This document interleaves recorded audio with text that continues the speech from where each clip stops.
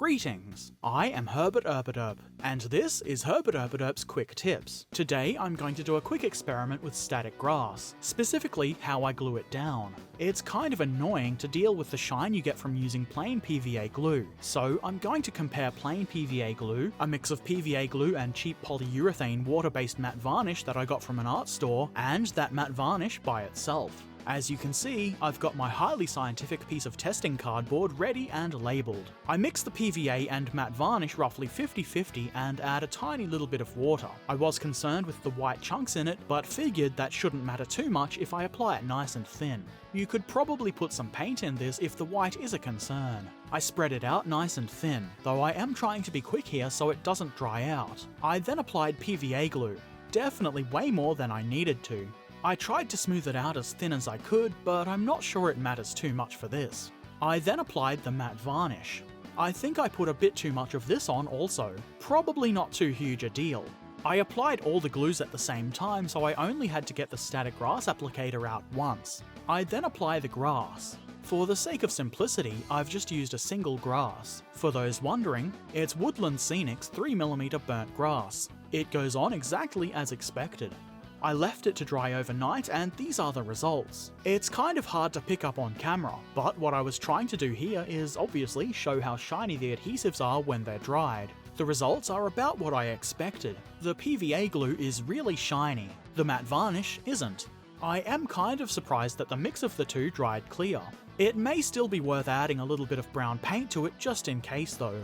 The strips where there is no grass, most evident on the matte varnish test, are, I believe, caused by the varnish being applied too thinly in those areas and drying out before the grass was applied. Not such a big issue for this test, but it is something you would want to try and avoid in actual applications of grass.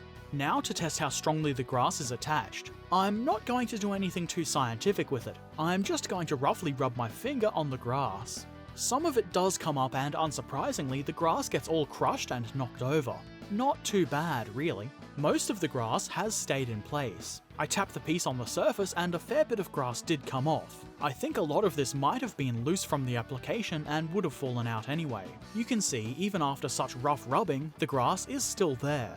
Still shiny underneath though, which we obviously don't want. The PVA and varnish mix held up to the rub test quite well. I was kind of surprised by this, especially considering how thin the adhesive was. I'm pretty pleased with this. And finally, the matte varnish. This was the weakest bond of all three. Probably not much of a surprise. It does still hold the grass, it just doesn't stand up to the abuse quite as well.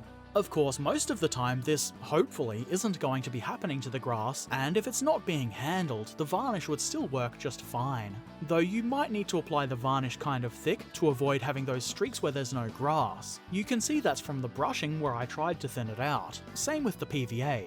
What I've concluded from this is that it's best to use a mixture of PVA glue and matte varnish with a tiny bit of water in it and maybe some brown paint. It's a little bit more effort to have to mix each time you want to apply grass, but then it's also an effort to have to remove the shine after using plain PVA glue. And it does seem the most resistant to my super scientific rub test. Hopefully this was helpful to someone. Nobody's asked for it, but I was about to make some quick bases and was thinking about how I apply static grass and figured I would just do this quick experiment.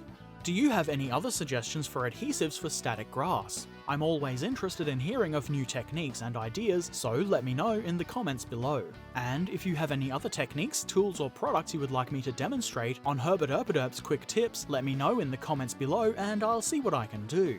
If you enjoyed this video, click the thumbs up button, as well as doing all those other YouTubey things like subscribing, sharing and commenting. If you really like the videos I make, and you would like to see them a little earlier than everyone else, please consider helping to support the channel via Patreon. For as little as $1 a month, you can see my videos a little early and some bonus patron-only content. If not, that's okay. Hopefully you enjoy my videos anyway. As always, I'll be back again soon. So until then, happy modelling and thanks for watching. Farewell.